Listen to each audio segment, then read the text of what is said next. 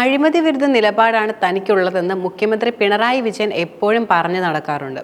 പക്ഷേ ഈ നിലപാട് വെറുതെയാണെന്ന് എല്ലാവർക്കും അറിയാവുന്ന ഒരു യാഥാർത്ഥ്യവുമാണ്. മകൾ വീണ വിജയൻ പ്രതിയായ കേസിൽ നിന്നും തടിയൂരാനുള്ള ശ്രമങ്ങളിലാണ് മുഖ്യമന്ത്രിയും കുടുംബവും ഇപ്പോൾ ഉള്ളത്. എന്നാൽ പാർട്ടി സഖാക്കൾക്കും അഴിമതിയും മറ്റു കുറ്റങ്ങളും ചെയ്യാമെന്ന് തോന്നിയ സാഹചര്യത്തിൽ അതിൽ അത്ഭുതപ്പെടാനില്ലെന്നും പറയാം. പാലക്കാട് ജില്ലയിലെ മണ്ണാർക്കാട് നിന്നും പുറത്തു വരുന്ന വാർത്തകൾ CPM-നെ യഥാർത്ഥത്തിൽ ഇപ്പോൾ നാണം കെടുത്തുകയാണ്. പൊതുമരാമത്ത് കരാറുകാരനോട് സംഭാവനയായി CPM കരിമ്പ ലോക്കൽ സെക്രട്ടറി 4 ലക്ഷം രൂപ ആവശ്യപ്പെട്ടതായിട്ടാണ് ഇപ്പോഴത്തെ പരാതി.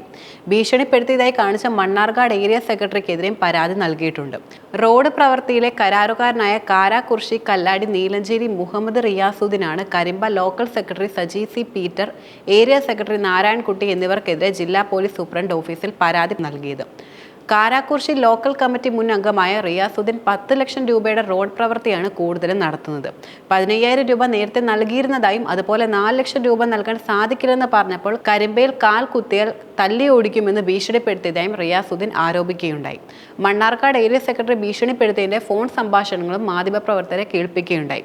അതേസമയം തന്നെ ആരോപണം രാഷ്ട്രീയ പ്രേരിതമാണെന്നും Karimba local secretary Saji C. പീറ്ററും ലോക്കൽ സെക്രട്ടറിയായ കരാറുകാരൻ ഭീഷണിപ്പെടുത്തിയത് ചോദിക്കുക മാത്രമാണ് താൻ ചെയ്തതെന്ന് ഏരിയ സെക്രട്ടറി നാരായൺകുട്ടിയും വെളിപ്പെടുത്തുകയുണ്ടായി.